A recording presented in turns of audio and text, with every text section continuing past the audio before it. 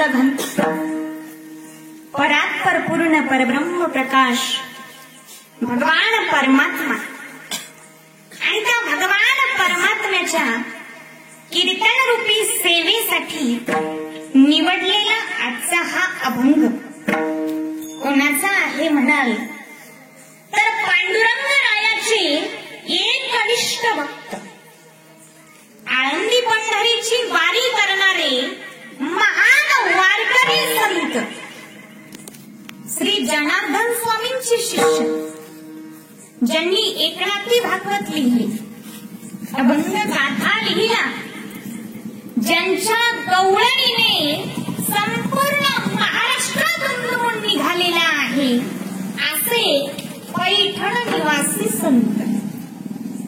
पैठण निवासी म्हटल्यानंतर कोणते संत बाबा, कोणते संत? मौन असतं का बाबा? एकनाथ महाराज. कोणते संत मुलांना? कोणते संत? मोठ्याने सांगा, कोणते संत? हा, एकनाथ महाराज. बचत गट कोणते संत? मोठ्याने सांगा, सर्वांनी सांगा, कोणते संत? मोठ्याने सांगा, कोणते संत? कोण म्हणाल? नामदेव महाराज.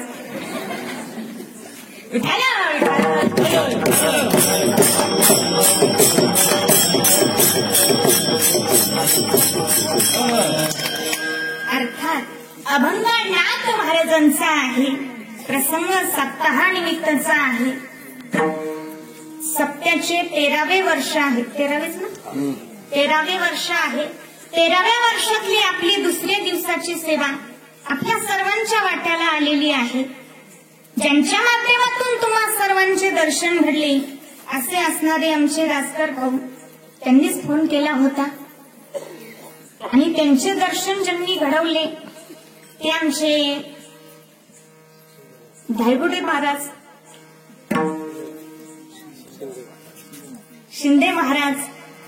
त्याचप्रमाणे शिंदे महाराजांचे, धायगुडे महाराजांचे ज्यांनी दर्शन घडवले त्यांनी माळवाडीला कीर्तन ऐकलं होतं. ते धायगुडे काका कुठे गेले? हरवले. हा, आहे. त्याचप्रमाणे गायनाचार्य हरिभक्तपरायण, काय नाव महाराजांचं? हरिभक्तपरायण मुरलीधर महाराज. मला वाटतं अगोदर भेट झालेली आपली. कुठं? कोण रे? हा, बरोबर ध्यानात राहत नाही ना माझ्या वयामानानुसार. त्याचप्रमाणे हरिभक्तपरायण आनंदे महाराज. त्याचप्रमाणे मृदुंगाचार्य हरिभक्तपरायण कृष्णा महाराज. हे सर्व गायनाचार्य मंडळी, मृदुंगाचार्य मंडळी या भागात काही कीर्तन असलं की ते आवर्जून असतात. दोलन भागामधले हे सर्वजण तोफखाना आहे. त्याचप्रमाणे पेटी मास्तर काका, हरिभक्तपरायण देशपांडे महाराज. त्याचप्रमाणे आमचे चोपदार बाबा, आमचे विनेवाले बाबा, सर्वच टाळकरी मंडळी, साऊंड सिस्टीम वाले. साऊंड सिस्टीम तर फार सुंदर आहे. मला वाटतं साऊंड सिस्टीम साठी सर्वांनी एकदा फार सुंदर साऊंड सिस्टीम आहे.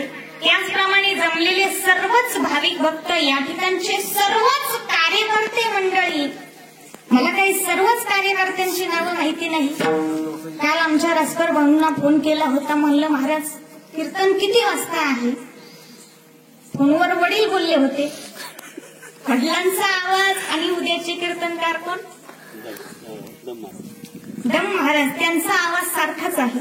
महाराज म्हणाले कीर्तन 9 वाजता आहे, पण तुम्ही लवकरच या. म्हणलं चालेल, आम्ही लवकरच येत असतो, लवकर येऊ. पण ते म्हणले तुमची तारीख तर 22 तारखेला आहे. म्हणजे असं कसं म्हणतात? 22 तारखेची तारीख आम्ही 6 महिन्यांपूर्वी घेऊन ठेवलेली आहे, ती वाशिमकडची. महाराज तर म्हणतात तुमचं 22 तारखेला आहे. आम्ही गेलो ना गोंधळून, महाराजही गेले गोंधळून. बऱ्याच वेळ त्यांनाही काही सुचना. ते म्हटलं मग आता कसं करायचं? मग वडील म्हणाले 21 तारखेला कीर्तन कोणाचे? ते म्हणले मुक्ताई महाराजाचं. म्हणलं मग बरोबर. गोंधळ झाला होता थोडा आवाजामुळं, सारख्या आवाजामुळं. परंतु या ठिकाणी येण्याचा योग त्यांच्यामुळं आला. म्हणून पुन्हा एकदा सर्वांना वंदन करते. जमलेले सर्वच भाविक भक्त सर्वांना वंदन करून या ठिकाणी कीर्तन रूपी सेवेला सुरुवात करू.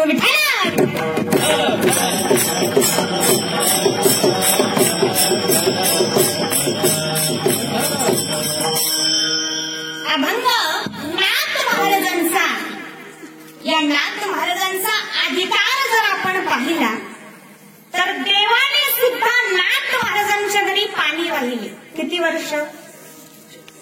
बरोबर 36 वर्ष.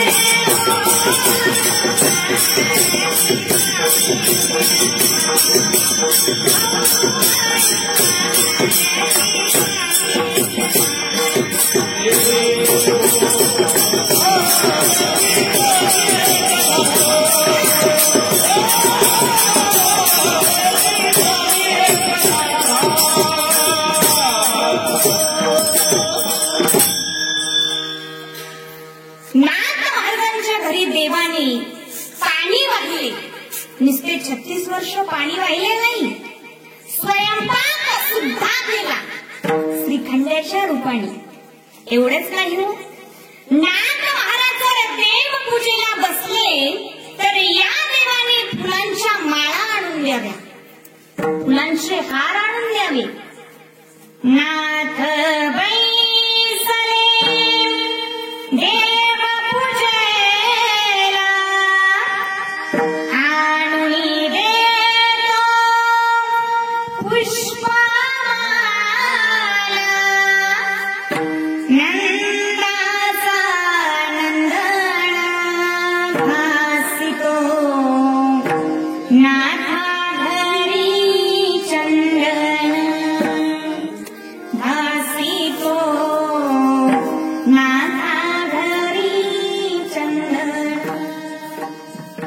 कोण चंदन भासतो? सर्वांनी सांगा, कोण भासतो? देव. कोणाला लावण्यासाठी? देवाला. कोण घासून देतो? सर्वजण बोलत जा, मला थोडं ऐकायला कमी आहे. कोण घासून देतो चंदन? कोणाला लावण्यासाठी? कोण घासून देतो? कोणाला लावण्यासाठी? चालू द्या रातभर. नासिको नाथा घरी चंदन. देव नाथांच्या घरची सर्वच्या सर्व कामे, सर्वच्या सर्व कामे न सांगता करीत न सांगता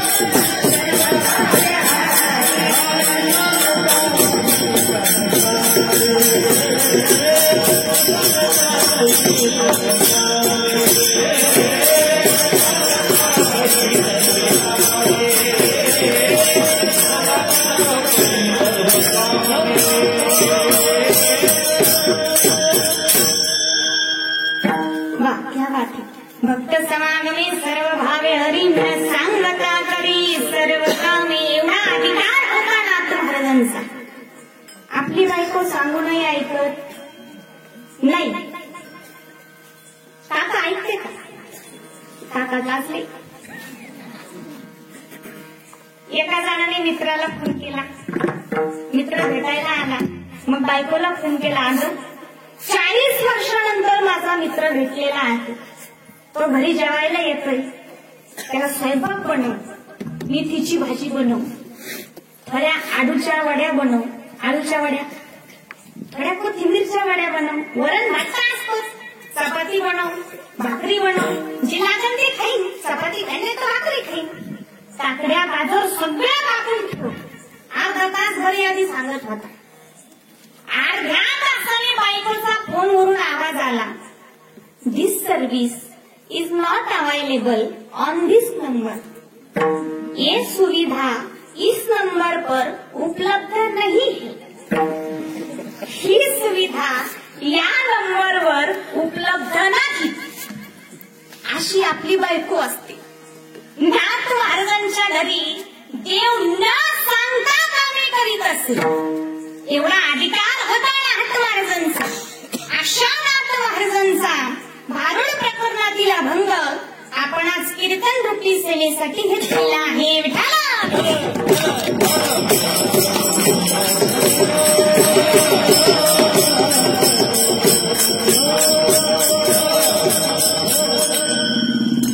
भारुड शब्द माहिती नाही असा माणूस संपूर्ण महाराष्ट्रात सापडणार नाही. आणि भारुड शब्दाचा अर्थ माहिती आहे असाही माणूस आपल्यात तरी सापडणार नाही. आणि असेलच जर एखादा भाविक भक्त ज्याला भारुड शब्दाचा अर्थ माहिती आहे तर त्याला माझे वंदन असेल. विठ्ठला विठ्ठल.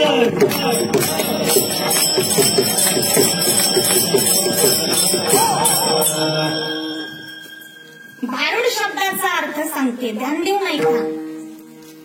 व्यवहाराचे चिंतन करून अध्यात्मातील भावावर आरूढ होणे याला भारुड म्हणतात. किंवा लोकांच्या मनोरंजनाच्या भाषेतून अस्खलित वेदांत लोकांच्या कणी उतरवण्याचा प्रयत्न ज्या केलेला असतो त्याला भारुड म्हणतात. आपण कधी कधी म्हणतो ना, काय भारुड लावलं रे. पण कधी म्हणतो जर एखाद्या निष्फळ गोष्टीविषयी वर्णन करत असेल तेव्हा. म्हणजे भारुड हा शब्द आपण उपेक्षेने वापरतो. पण नाथ महाराजांचा भारुड शब्द उपेक्षावाचक नाही. नाथ महाराज या अभंगातून, या भारुडातून संपूर्ण जगातील व्यवहार बोलतात व्यवहार, पण मांडतात बाकी अध्यात्म, मांडतात बाकी शास्त्रीय प्रक्रिया, मांडतात बाकी वेदांत. विठ्ठला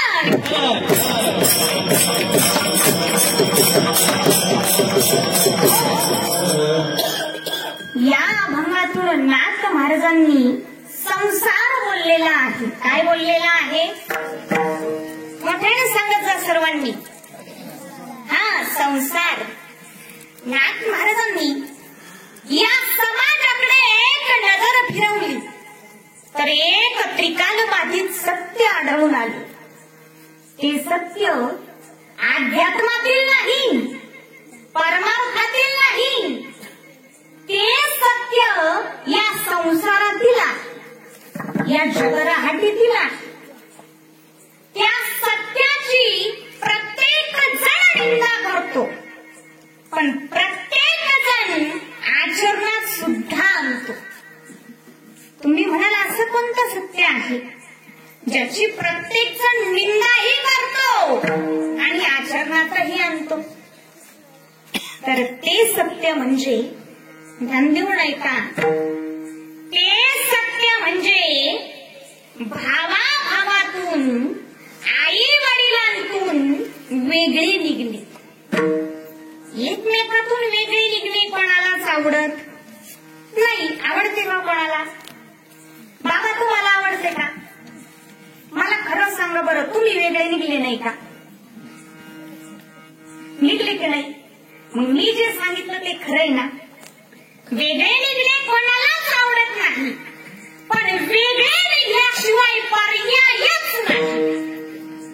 वेगळे निघण्याची एक वेळ असते. कोणती?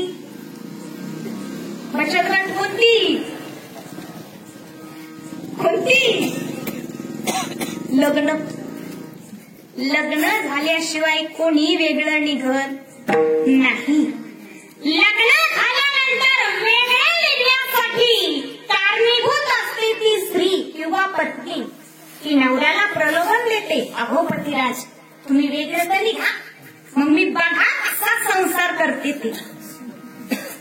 आणि हेच नाथ महाराज आजच्या अभंगाच्या प्रथम चरणातून सांगतात. सांगते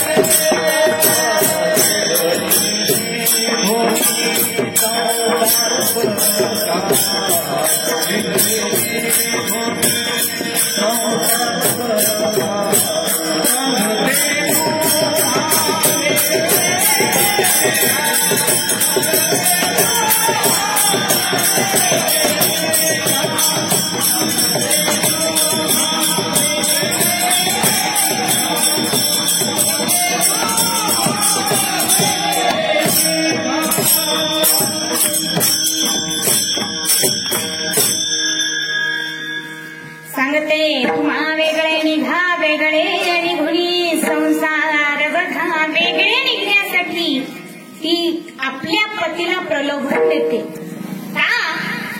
कारण या संसारामध्ये तिला फार दुःख, फार कष्ट, सासुरवास सहन करावा लागतो.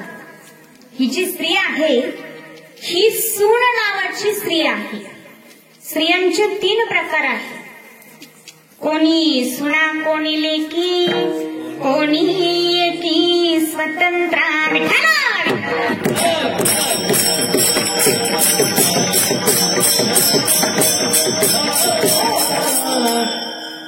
सासू नावाची जी स्त्री आहे ती पूर्ण स्वातंत्र्य. लेक नावाची जी स्त्री आहे ती अर्धी स्वातंत्र्य आणि अर्धी पारतंत्र्य. आणि सून नावाची जी स्त्री आहे ती पूर्ण पारतंत्र्य.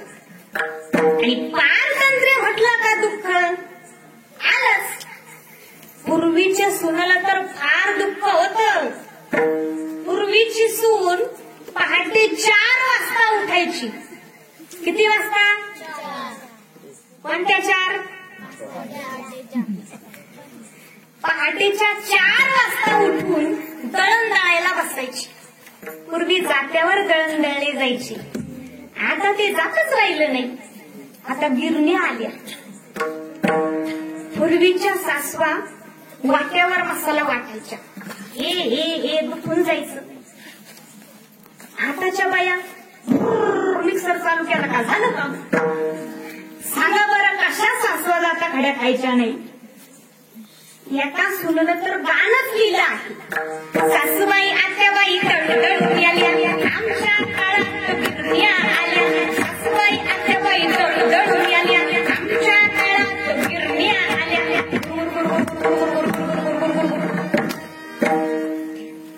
पूर्वीची सून पहाटे 4 वाजता उठून दळण दळायला बसायची. दळण दळत असताना सुंदर सुंदर ओव्या आमच्या जनाबाई महाराज सुद्धा ओव्या गातात. हरी सुंदर माझे जाते ग फिरते बहुत, सुंदर माझे जाते ग फिरते बहुत, ओव्या गाऊ तुझे तुझे ओव्या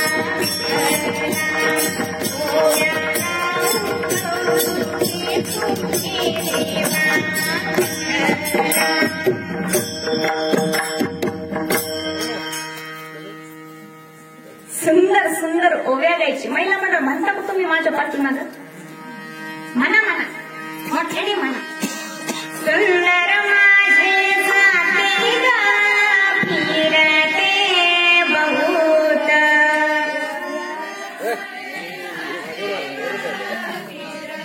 वा वा, क्या बात आहे. सर्वजणी बोला. सुंदर माझे जाते ग फिरते बहुत, वा, क्या बात आहे. ओव्या गाऊ कौतुके तू ये रे वा विठ्ठला,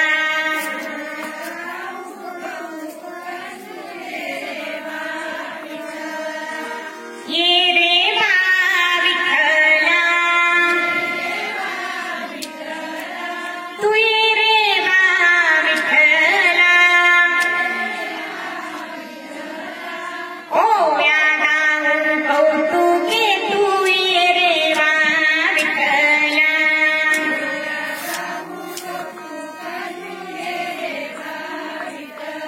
वा, फार सुंदर. पुरुष मंडळ सर्वांनी एकदा जोरदार टाळ्या वाजवा. अशाच महिला मंडळी जात्यावर दळणदळत असताना ओव्या गायच्या. पूर्वीची सून ओव्या गायची, आताच्या सुना काय गा? नाही, आताच्या सुना वेगळंच काय गातात. एका ठिकाणी एका पोराला एक बाई झोका देत होती. झोका देत देता म्हातारी होती 80 वर्षाची. झोका देता देता म्हणत होती, मला लगीन करायला पाहिजे. नाही म्हातारा काय गाणं म्हणतील सांगताच येत नाही. विठाला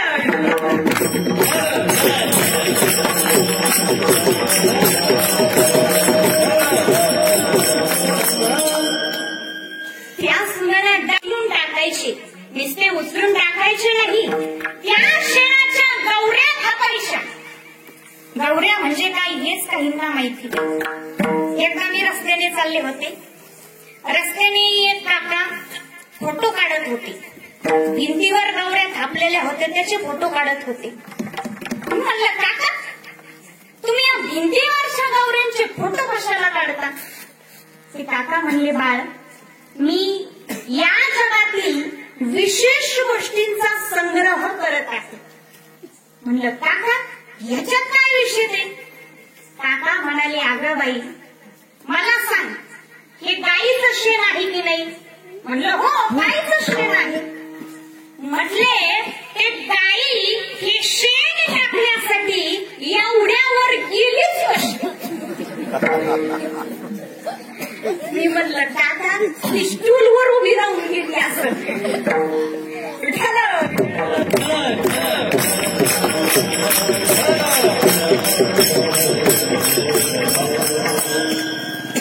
पूर्वीची सून गौऱ्या थापायची. वाळलेल्या गौऱ्यांचा कलवण लावायचा. वाळलेल्या गौऱ्या घरी घेऊन यायच्या आणि तिने स्वयंपाक करायचा. स्वयंपाक झाल्यानंतर धुणी भांडी करायची. सकाळपासून एवढं राब राब राबून ती सासू या सुनेला काय देत होती माहिती आहे? ती सासू या सुनेला जेवण्यासाठी अर्धीशी शिळी भाकरी आणि इटलेली भाजी द्यायची. विटलेली का असाना, पोटभर का असावी, तीही पोटभर नसायची. या सुनेने तेवढंच खायचं आणि परत शेतामध्ये कामाला जायचं. सर्वांच्या बरोबरीने शेतात दिवसभर काम करायचं. स्वयंपाकाकरिता संध्याकाळी सज्ज व्हायचं. सर्वांचा स्वयंपाक झाल्याच्या नंतर, जेवणे झाल्याच्या नंतर हिने भांडे घासायची. बरोबर आहे ना आजी? बरोबर आहे ना? तुम्ही म्हणाल बाया पुरीला लयच माहितीये. एवढंच नाही, 8 दिवस डोक्याहून पाणी घ्यायला मिळत नसे. 15 दिवस डोक्याला तेल लावायला मिळत नसे. अंगासन कापड्याचा साबण तर सोडूनच द्या. मग ही सून सर्वांच्या जाचाला कंटाळून शेवटी आपल्या आई वडिलांना म्हणू लागते. काय म्हणू लागते? अरे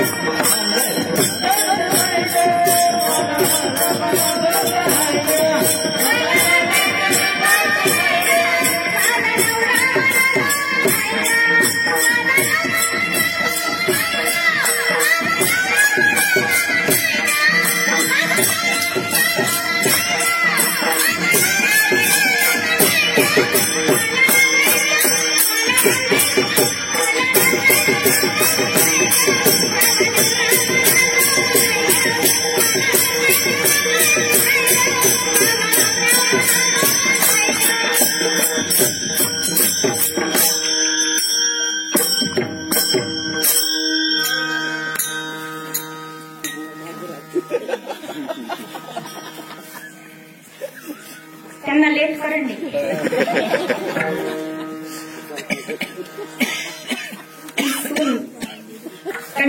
कंटाळून म्हणू लागते मला नांदायचं नाही. आई वडील म्हणतात आगापुढे पण तुला का नांदायचं नाही. मग त्यावेळेस ती सांगू लागते संसार दुःख मूळ सगुकडे विश्रांती नाही कोठे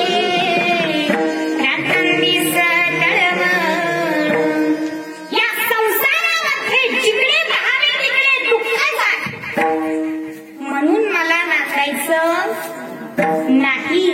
मग हिच्या माहेराला तिचा नवरा येतो. तिला नांदायला येण्याची विनंती करतो. ती नाही म्हणते. तो बऱ्याच वेळेस विनंती करतो. ती बऱ्याच वेळेस नाही म्हणते. पण शेवटी म्हणते मी नांदायला येईन पण एका अटेवर. कोणत्या अटेवर? सांगते तुम्हा वेगळे निघा विठाला.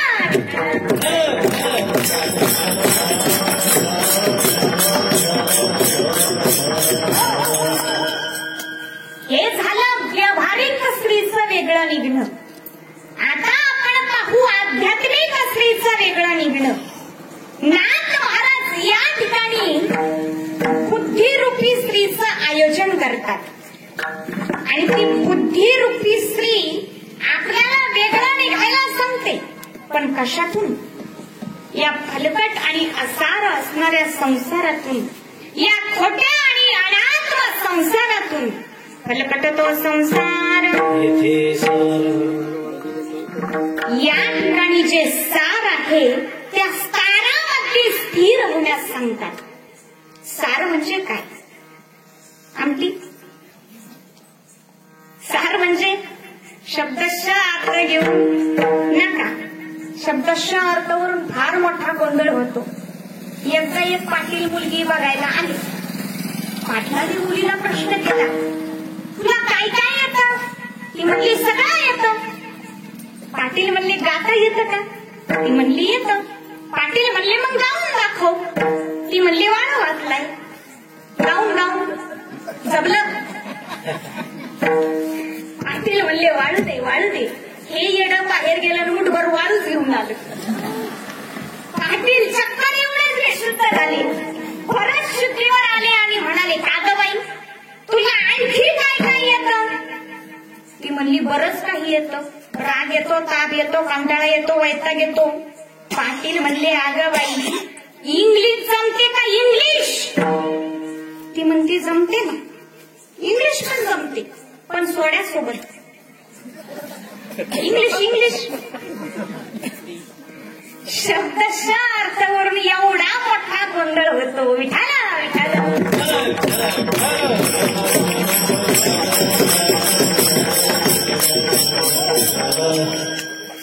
सार म्हणजे मुख्य तत्व.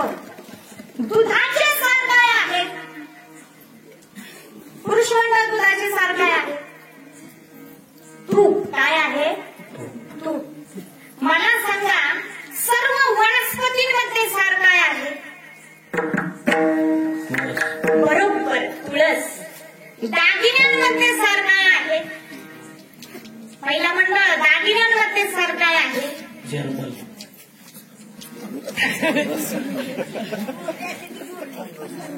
दुर्ली. मंगळसूत्र. काय? धातूमध्ये काय सार आहे? सोने. शरीराच्या अवयवांमध्ये काय सार आहे? नाक. काय करावी ती 32 लक्षणे? नाक नाही देणे. नाकाला फार किंमत आहे. एक जण त्याच्या मित्राला सांगत होता काय करावं, पुरीचं लग्नच जमत नाही.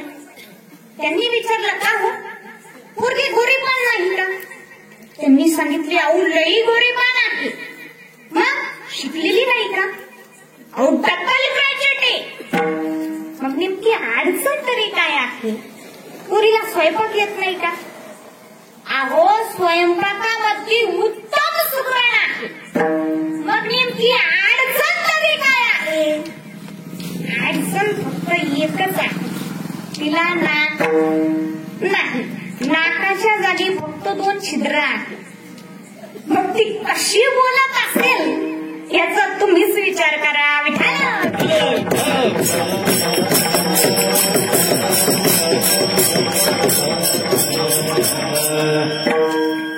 सांगण्याची तात्पर्य, अवयवांमध्ये नाक सार आहे, स्वरामध्ये सा सार आहे, मंत्रामध्ये गायत्री सार आहे, तीर्थामध्ये गुरुचरण सार आहे.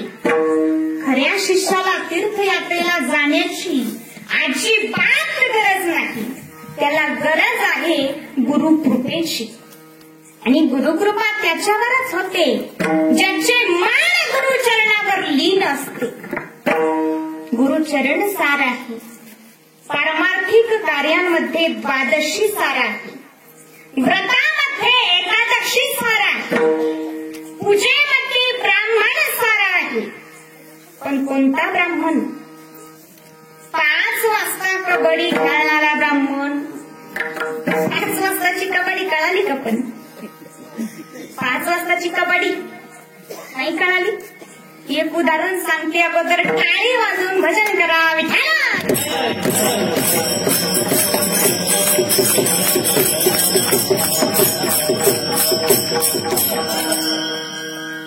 एक जण 5 वाजता कबड्डी खेळत खेळत उलथत पालथत गाठारात उडत रात्री 12 वाजता घरी पोहोचला आणि दरवाजा वाजवला. आतून आवाज आला, चल चालता हो, चल चालता. याला वाटलं आपलं घर नाही, आपलं घर नाही. त्याच्या घरी गेला, दरवाजा वाजवला. बिचारी दिवसभर काम करून दमली होती. तिने दरवाजा उघडला. आता याने गपचूप 2 घास खाऊन अंथरुणावर पडून झोपवला. हा तिला विचारू लागला, तू कोण आहे? तू कोण आहे? आता या भोप्याला माहिती नाही का मी कोणी? तू माझी कोण? ती म्हणते अहो मी तुमची बायको आहे. ना तू माझी कोण? ती म्हणते अहो मी तुमची अर्धांगिनी आहे. ना तू माझी कोण? मी सांगू? बरं तुम्ही सांगा. तू माझी आई. बरं आता तरी ग बसव. परत तिला विचारू लागला, मी तुझा कोण? ती म्हणते अहो तुम्ही माझे पतिराज आहात ना. मी तुझा कोण?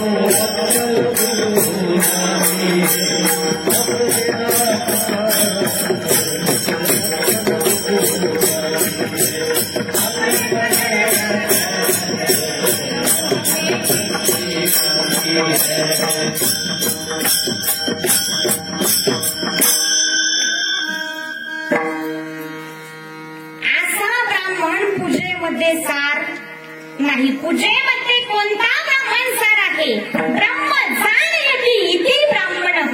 जो ब्रह्म जाणतो तोच खरा ब्राह्मण आणि तोच ब्राह्मण पूजेमध्ये सार आहे. मंत्रामध्ये गायत्री सार आहे. तपामध्ये सत्य भाषण सार आहे. कलियुगामध्ये कीर्तन सार आहे. भोगामध्ये शांती सुख सार आहे आणि सर्व सुखांमध्ये ब्रह्मसुख सार आहे. म्हणून ती बुद्धिरूपी श्री सांगते की या असार असणाऱ्या संसारातून आपण वेगळे निघू आणि ब्रह्मसुख प्राप्तीचा संसार करू. सांगते तुम्हा वेगळे निघा, वेगळे निघुणी संसार बघा विठा.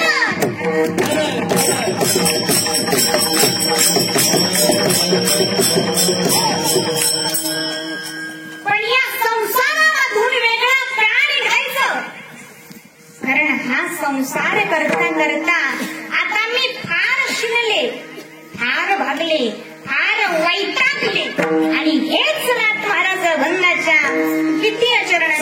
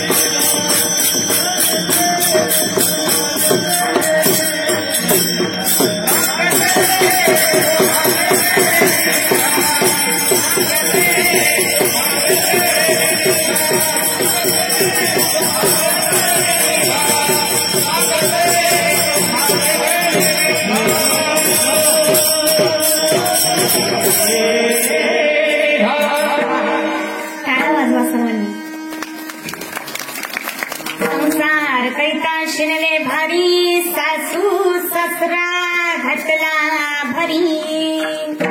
तिसरी सांगते, मी हा संसार करता करता फार शिनले, वैतागले, नणंदिराच्या त्रासाला वैतागले, सासू सासऱ्याच्या त्रासाला कंटाळले. माझी ये सासुरे निष्ठुरे, दुरळ बोलिले उत्तरे, किंवा काम क्रोध भावे दिर, बोलती अति निष्ठुर. कधी कधी तर असं वाटतं हा संसार आता सोडून द्यावा. त्यावेळी त्यागी जे संसार ऐसे वाटत तसे मना विठ्ठल.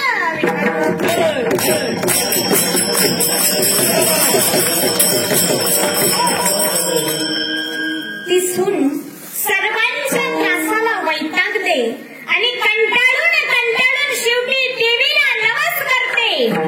हे मर्याई देवी, हरी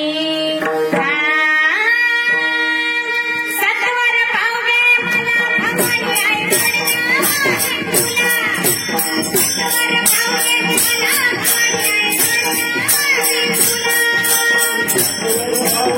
मला भवानी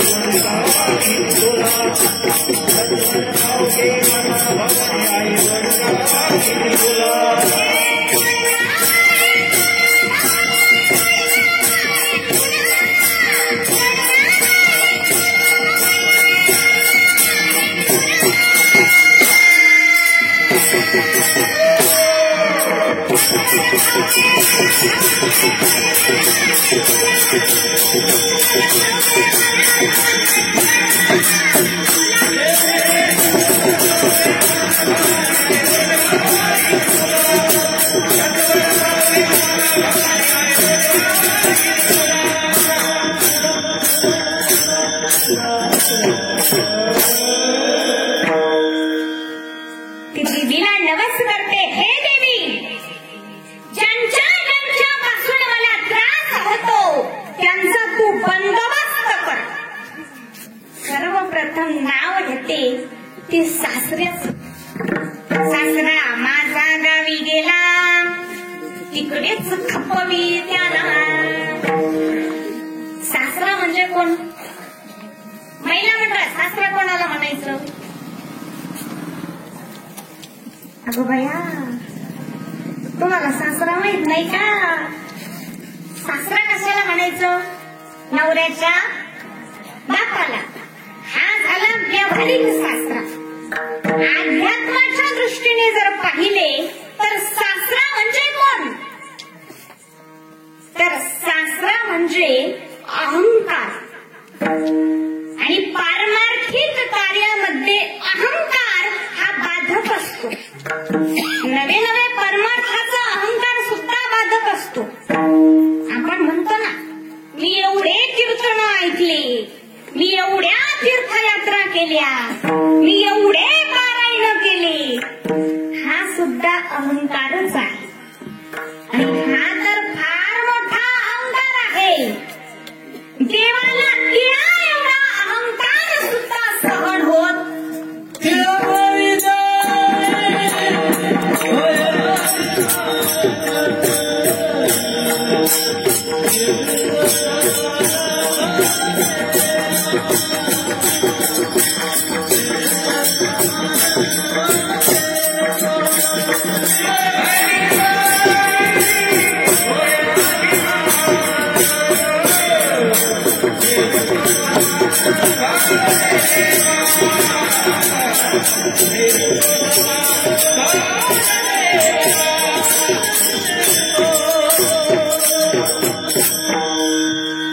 तीळ मात्र जरी होय अभिमान, देवात मेरू तो समान भार देवा. देवाला तिळा एवढा अहंकार सुद्धा सहन होत नाही. म्हणून ती सून सांगते, माझ्या अहंकार रूपी सासऱ्याला हे देवी तू नष्ट करून जा. आता दुसऱ्यांदा नाव घेते ते म्हणजे सासू. सासू म्हणजे कोण? सासू हा नवऱ्याची आई. लक्षात घ्या, मी पूर्वीची सून आणि पूर्वीची सासू सांगते. आताची सून आणि आताची सासू सांगत. आताची सून आणि आताची सासू सांगू का तुम्हाला? राणी बसे म्हणत तसे पाणी. एका घरामध्ये मुलगा आणि आई दोघेच राहत होते. नवीन सून घरात आली. आता नवीन सून घरात आल्या आल्या तिला कोणी काम सांगतं का? सांगतं का? चष्म्यावाल्या आजी सांगतात का? तुम्ही सांगितलं होतं का? आजी लाजल्या बाई. आजी तुम्ही सांगितलं होतं का? सून आहे का पण? हा आहे. खरं सांगा बरं. तीन तुम्ही एका सुनाला काम सांगितलं नाही? सुना आल्यात काही नाही? मग काही खोटं बोललं तरी चालेल. नवीन सून घरात आल्या आल्या तिला कुणी काम सांगत नाही, तसं याही सासूने काहीच काम सांगितलं नाही. सून दररोज पहाटे पहाटे 9 वाजता उठायची. पहाटे पहाटे 9 वाजता उठायची, ब्रश करायची, मग चहा प्यायची, आंघोळ करायची, पेपर वाचता वाचता नाश्ता खायची. तिचा दररोजचा दिनक्रम चालू झाला. 5 दिवस झाले, 10 दिवस झाले, महिना झाला, 2 महिने झाले, पण सून काहीच काम करेना. ती आई त्या मुलाला म्हणाली, का रे बाळा, तिला काहीतरी काम करायला लाव ना. तो म्हणला, आई मी कसं सांगू ग, तू सांग ना. नाही नाही बाबा, अलीकडच्या सुना सासूवर लैडा खड्या खात्यात, तू सांग. मग हा म्हणाला, आई आपण दोघं मिळून एक आयडिया तयार करू. नीट ध्यान देऊन ऐका बरं. आयडिया तुम्हाला काम येईल. काय करायचं? सून ज्या खोलीत झोपली आहे त्या खोलीत जायचं. आई तू झाडायला लागायचं आणि मी म्हणेल, आई थांब मी खोली झाडतो. तू म्हणायचं, नाही नाही मीच खोली झाडते. आपल्या दोघांच्या आवाजाने उठन आणि ती काय म्हणाल? हा बरोबर, काय म्हणाल? मी खोली झाडते. जमलं तर तुम्ही असंच ठरलं दोघांचं. दुसऱ्या दिवशी आई गेली आणि तिच्या रूम मध्ये झाडायला लागली. मुलगा ओरडला, आई आई थांब मी खोली झाडतो. नाही नाही बाळा, झाडण्याचे काम पुरुषांचे नाही स्त्रियांचे असते. मीच खोली झाडते. हा म्हणतो मीच खोली झाडणार. ती म्हणते मीच खोली झाडणार. हा म्हणतो मीच खोली झाडणार. ती म्हणते मीच खोली झाडणार. हा म्हणतो मीच खोली झाडणार. दोघांच्या आवाजानं सून उठली. हळूच तोंडावरच पांघरून काढलं आणि म्हणाली, थांबा, असं भांडू नका. काय करा, एक दिवस तुम्ही खोली झाडा आणि एक दिवस तुम्ही खोली झाडा.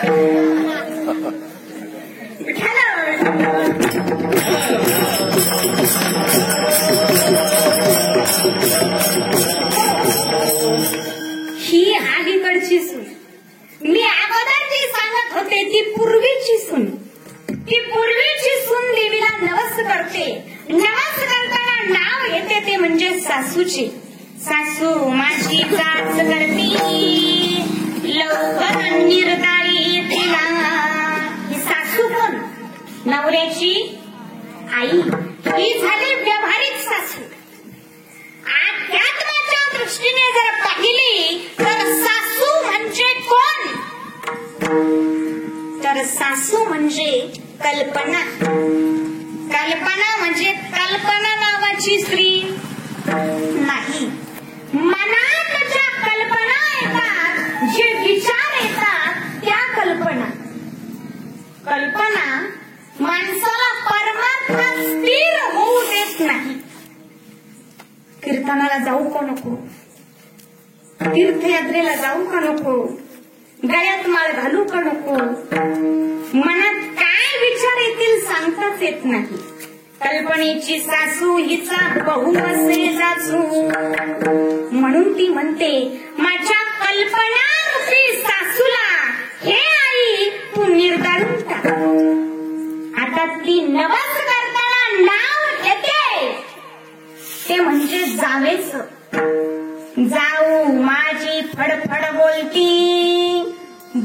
ही करगतीला जाऊ कोण? जाऊ कोणाला म्हणायचं? महिला मंडळ जाऊ कोणाला म्हणायचं? नवऱ्याच्या बायकोला, नवऱ्याच्या भावाच्या बायकोला. ही झाली व्यावहारिक जाऊ. अध्यात्माच्या दृष्टीने जर पाहिले तर जाव म्हणजे कोण? तर जाव म्हणजे वाणी, वाचा. आणि ही वाचा फडफड बोलते म्हणजे परमार्थाच्या विरुद्ध बोलते. म्हणून हे आई तू तिला बोडखी कर म्हणजे मौन पाळायला लाव. ज्ञानदेवा मौन जपमाळंतरी. आता ती सून नवस करताना नाव घेते ते म्हणजे नंदेच. नंदेच पोरग किरकिर करत ननंद कोणाला म्हणायचं? बचत गट ननंद कोणाला म्हणायचं? नवऱ्याच्या थोडस मोठ्याने सांगा, मला ऐकू येत नाही. हा बरोबर, असा आवाज पाहिजे. नवऱ्याच्या बहिणीला. ही झाली व्यावहारिक ननंद. अध्यात्माच्या दृष्टीने जर पाहिली तर ननंद म्हणजे कोण? तर ननंद म्हणजे अंतःकरण वृत्ती. आणि या अंतःकरण वृत्तीचा पोरग म्हणजेच लोभ. हा लोभ किरकिर करतो म्हणजे हे दे ते दे, हे दे ते दे असे करतो. बरोबर आहे ना पुरुष मंडळ? महिलांचं सारखं चालू असतं, आमकं पाहिजे, तमकं पाहिजे, फलानं पाहिजे, दिसताना पाहिजे, चालू असतं का नाही? पण खरं सांगते महिला मंडळ, नवऱ्याकडे कधीच काही मागायचं. महिला पुरुष मंडळ म्हणते बरं झालं, असेच महाराज पाहिजे.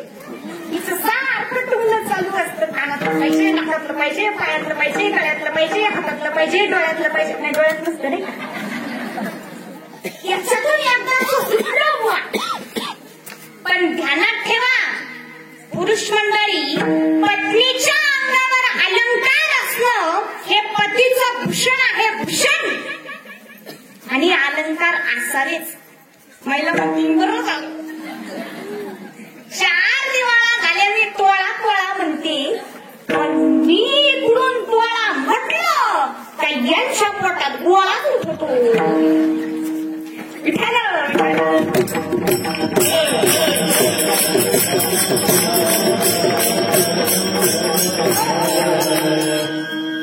पण खरं सांगू महिला मंडळ, ज्यावेळेस आपला अंधकार येईल त्यावेळेस हे सोने नाणी चांदी काहीच कामी येत नाही.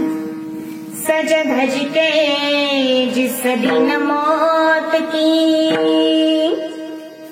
सज धज के जिस दिन मौत की, सहजादी आएगी, सहजादी आएगी, ना सोना काम आएगा, न चांदी आएगी, ना सोना काम आएगा, चांदी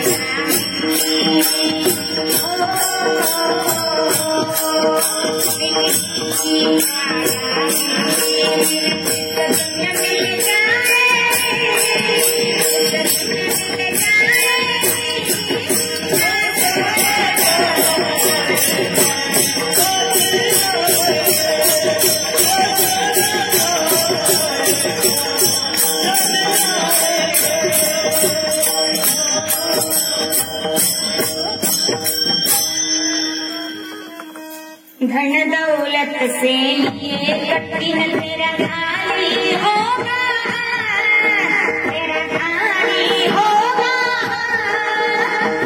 अंत समय बस प्रभु का एक भजन चलेगा। सतगुरु भाई सतवारी हो, सतगुरु भाई सतवारी। तुम्हें याद आएगी, तुम्हें याद आएगी। ना सोना डोलाने ना चली हो, ना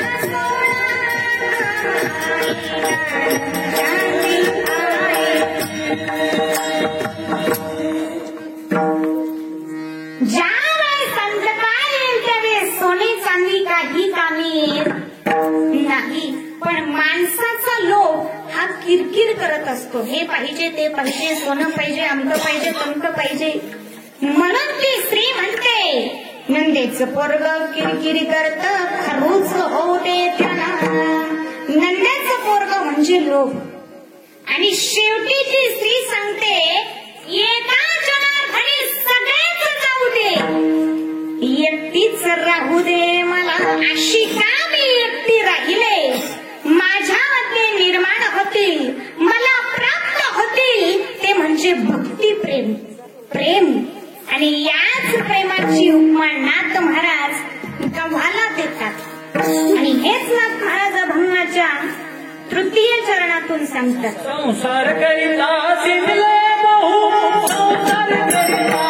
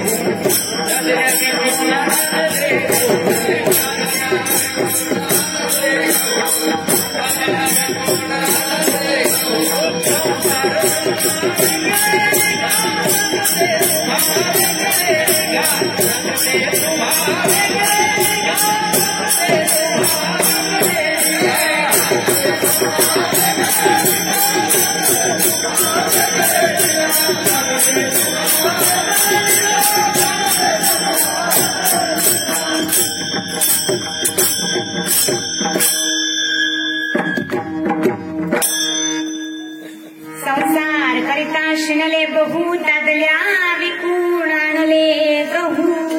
कहू म्हणजे प्रेम. भगवंताला सर्वात जास्त काय आवडते तर ते प्रेम. थोर प्रेमाचा भुकेला आजी दुष्काळ तयाला. आणि भगवंताला जे पाहिजे तेच आपण देत नाही. म्हणजे भगवंतावर आपण खऱ्या अर्थाने प्रेम करत नाही. आपण प्रेम करतो ते संसारावर. आणि आजकाल तर तरुण मुला मुलींनी प्रेम शब्दाला फार खाली आणलेले आहे. अलीकडचे मुलं मुली शिक्षणासाठी बाहेर गावी जातात, तिकडेच नोकरी करतात, तिकडेच लव्ह मॅरेज करतात. लव्ह मॅरेज म्हणजे काय तुम्हाला माहिती आहे का? लव्ह मॅरेज आणि अरेंज मॅरेज याच्यातला छोटासा फरक सांगते. अरेंज मॅरेज म्हणजे एखादी नागिन येऊन बसताना आपल्याला चावली.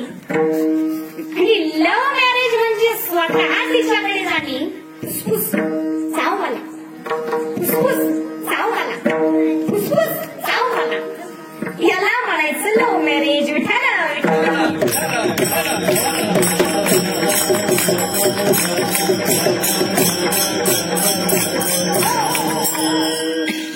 आणि त्यांच्या दोघांपैकी एखाद्याला लग्नाला नकार दिला की कोणीतरी एक जण आत्महत्या करतो. प्रेम कधी आत्महत्या करायला लागत नाही. सर्वांनी सांगा, आईची आपल्या बाळावर काय असते? आईच्या बाळावर काय असते? मोठ्याने सांगा थोडं. माया म्हणजेच प्रेम. भावाच्या बहिणीवर काय असते? प्रेम. वडिलांच्या मुलांवर काय असते? प्रेम. कुत्रीचे कुत्र्याच्या पिल्लांवर काय असते? नुकत्याच वेळेला कुत्री जवळ जा बरं.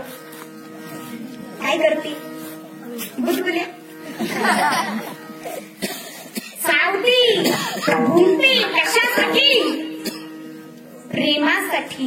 पिल्लांच्या प्रेमासाठी. माणसाच्या आपल्या कपड्यावर काय असते? मोठ्याने सांगा सर्वांनी. काय असते? डोळा असते. हे डोळा काय?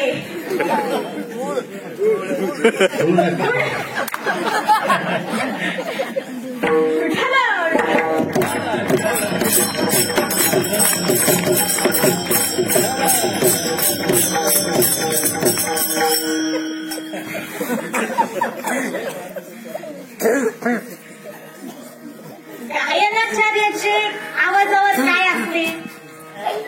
प्रेम. मृदुंगाचार्याच्या प्रखोदावर काय असते? पोटावर असतं त्याचं प्रेम. साऊंड सिस्टीमवाल्यांचे साऊंडवर काय असते? बघा ना, साऊंड सिस्टीमवाल्यांचं किती प्रेम आहे. त्यांनी साऊंडलाच हार घातले. कार्यकर्त्यांचे कीर्तनकारावर काय असते? कीर्तनकारांचे पाकिटाव काय असते?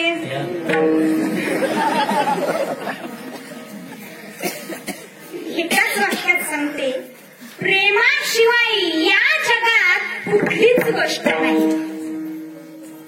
प्रेम प्रेमावी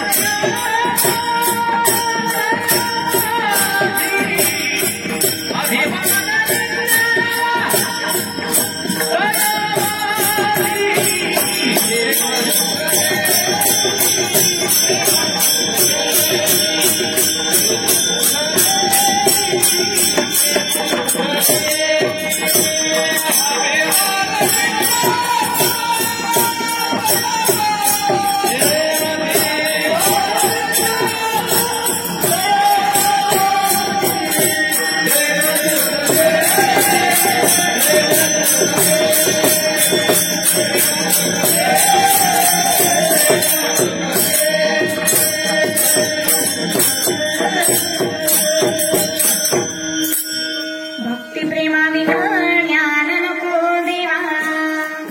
प्रेमामध्ये सुख असते. एका वाक्यात सांगते, प्रेम में देना होता है, लेना नहीं होता. और जहाँ लेना होता है वहाँ दुख आता है. और जहाँ दुख है वहाँ प्रेम नहीं है. मेरे जवान भाई बहनों, कान खोलकर सीख लो, कान खोलकर सुन लो. प्रेम करना सीख लो. प्रेम में डूब जाओ. कौन से प्रेम में? अति प्रेम में डूब जाओ, जैसे मीरा डूब गई थी. आणि जो कोणी या भक्ती प्रेमामध्ये शेंडीपर्यंत बुडाला, शेंडीपर्यंत ज्याने डुबकी मारली, त्याला आपण वेडा म्हणतो. मुळात तो वेडा नसतो, तो परमार्थाचा आनंद घेत असतो, पण आपण त्याला वेडा म्हणतो. आणि हेच नाथ महाराज अभंगाच्या पुढच्या चरणात सांगतात.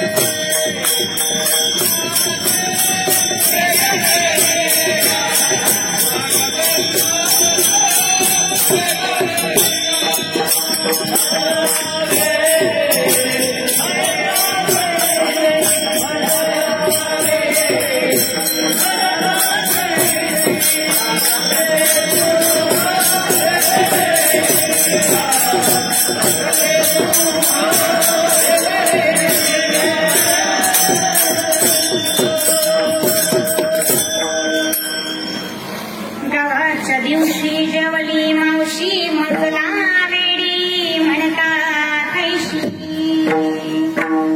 गहू म्हणजे प्रेम हे आपण पाहिले. आता मावशी म्हणजे कोण? तर मावशी म्हणजे सद्गुरू. मराठीत एक म्हण आहे, माय मरो मावशी उरो. मावशी उरो. मावशी म्हणजे सद्गुरू.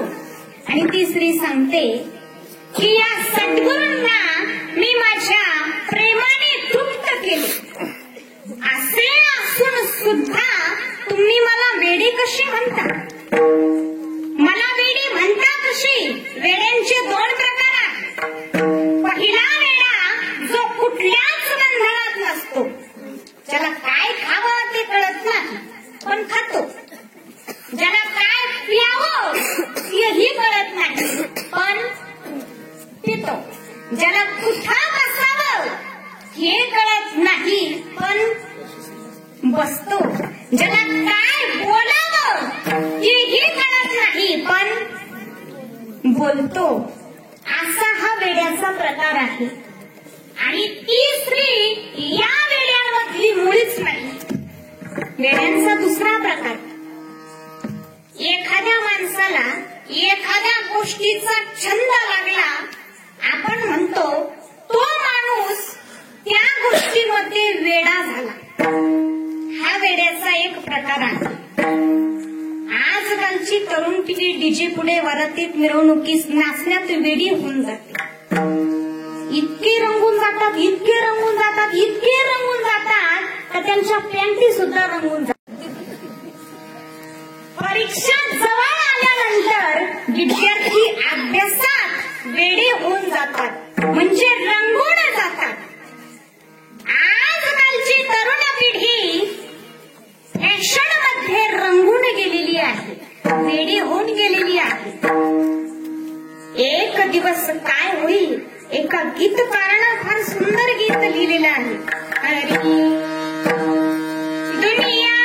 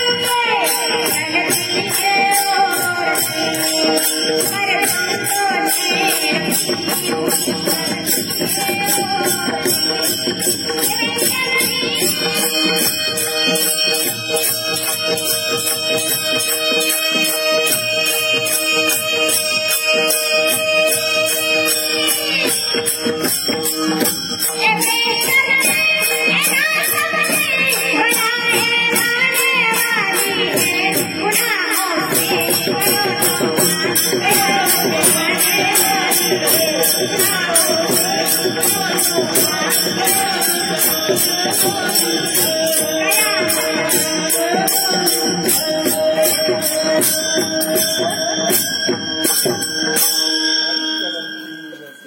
आजकालची पिढी फॅशन मध्ये रंगून गेलेली आहे, वेडी होऊन गेलेली आहे. अहो आमच्या गवळणींना सुद्धा वेड लागलेलं होतं.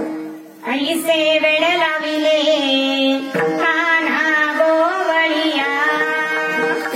गवळणींना वेड लागले होते ते कृष्णाची. वेड्यांचे दोन प्रकार आहेत. एक वेडा वेड्यातला वेडा आणि दुसरा वेडा शहाण्यातला वेडा. नेनोनी नेनता जानोनी नेनता. आणि ती स्त्री जी होती ती दुसऱ्या वेड्यातल्या प्रकारातली होती. ती स्त्री म्हणते, असे असून सुद्धा तुम्ही मला वेडी कसे म्हणता? मजला वेडी म्हणता कैशी विठोबा.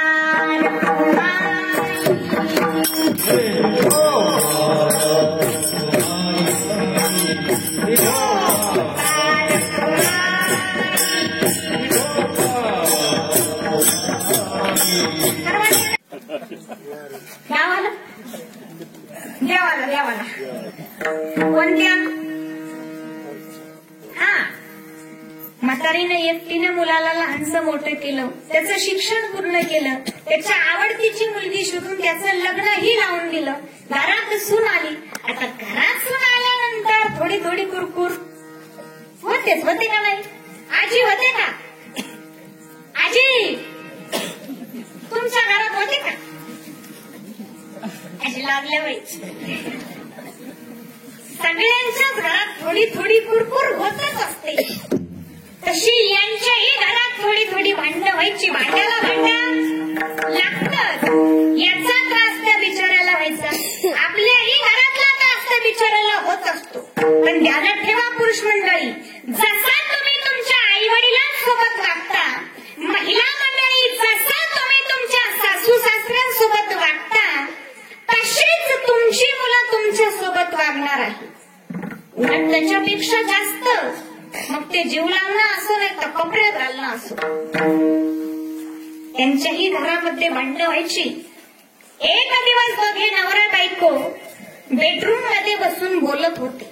म्हातारी बाहेरून ऐकत होती. यांना माहित नव्हतं म्हातारी ऐकत आहे. म्हातारी गुपचूप ऐकत होती. दोघे जण बोलत होते. हा त्याच्या पत्नीला सांगू लागला, अगं आईचं आता म्हातारपण आलं, तिचं सारखं दुखणंही चालू असतं, तिचं दुखणंही तुला आता पेलवत नाही. तुमचे दोघींचे सारखे भांडणंही होतात, मलाही फार त्रास होतो. म्हातारी बाहेरून ऐकत होती. एक शब्द म्हातारीच्या काळजाला भिडत होता. म्हातारी विचार करत होती, हाच का तो माझा मुलगा ज्याला मी 9 महिने पोटात सांभाळून लहानचं मोठं केलं, तर हाताच्या फोडाप्रमाणे ज्याला मी सांभाळलं तो आज माझ्या आजाराला कंटाळला. म्हातारी फक्त गप्प उभी राहून ऐकत होती. एक शब्द म्हातारीच्या काळजाला धाड धाड धाड आपटत होता, पण म्हातारी फक्त जाड अंतकरणाने उभी राहून ऐकत होती. मुलगा पुढे त्याच्या पत्नीला सांगू लागला, अगं तुमच्या दोघींचे सारखे भांडणं होतात, यावरती मी एक उपाय शोधताय. म्हातारीचे कान टवकारलेले आहेत.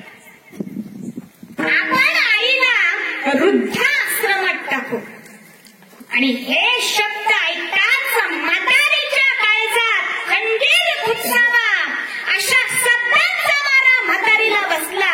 म्हातारी धाडकन जमिनीवर कोसळली. अंगावरती डोंगर कोसळल्यासारखी म्हातारी खाली बसली. आता सून बोलू लागली. म्हातारीचे कान एकवट झालेले आहे, प्राण कानावर आलेले आहे. आता सून काय बोलते? म्हातारीच्या डोळ्यासमोर त्या वृद्धाश्रमाचं चित्र उभं राहिलं. म्हातारीला कळून चुकलं, आता सून बोलली की मी वृद्धाश्रमात जाणार. सुनानं जे उत्तर दिलं,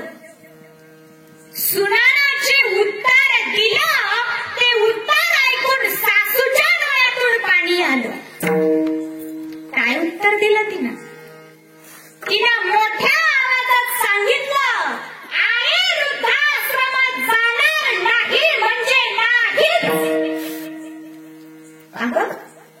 गावाकडे कोण सांभाळणार? तिला दवाखान्यात कोण नेणार? नाही, आई गावाकडेही जाणार नाही, आई वृद्धाश्रमातही जाणार नाही, आई इथंच राहणार आपल्या सोबत. मी नाही जॉब करणार, पाहिजे तर घरीच मुलांचे ट्युशन घेईन, यामुळे आईकडेही लक्ष देता येईल. जशी तुमची आई आहे तशी माझीही ती आईच आहे ना. आठवा ते दिवस, आठवा ते दिवस ज्या वेळेस तुमचा बाप वारला, तुमच्या आईनं एकटीनं तुम्हाला लहानचं मोठं केलं, रक्ताचं दूध करून तुम्हाला पाजलं, कधी शेजारच्या काकूंकडेही तुम्हाला ठेवलं नाही. का? कारण व्यवस्थित लक्ष देणार नाही. आणि तुम्ही म्हणताय वृद्धाश्रम? शक्यच नाही. असं जर असेल तर तू का भांडते तिच्याशी? का भांडते म्हणजे माझी सासू आहे, त्यांच्यासोबत नाही भांडायचं तर काही लोकांच्या सासूसोबत भांडायचं? माझा त्यांच्यावर अधिकार आहे, त्यांचाही माझ्यावर अधिकार आहे. पण याचा अर्थ तुम्ही जर वृद्धाश्रम घेतला तर मी घटस्फोट घेईन, पण वृद्धाश्रम नाही. सुनेने रागा रागात दरवाजा उघडला. दारातच सासू बसलेली होती. सासू उठून उभी राहिली. सासूने सुनेला पाहिलं, सुनेने सासूला पाहिलं, सासूने सुनेला पाहिलं आणि सुनेला घट्ट मिठी मारली आणि म्हणाली, बेटी, मी तुला ओळखलंच नाही ग बेटी, मला माफ कर. ओढत ओढत ओढत देवापुढे नेलं. तेव्हा मुलगी नव्हती ना मला, खूप भांडले रे तुझ्याशी, पण ही भाग्य लक्ष्मी दिल्यामुळे तुझे आभार तरी कसे मानू. देवा, सार्थक केलंस माझं आयुष्य, सार्थक केलंस. असेच विचार प्रत्येक सुनाचे, प्रत्येक सासूचे जर झाले तर आजच भारत महासत्ताक झाल्याशिवाय राहणार नाही.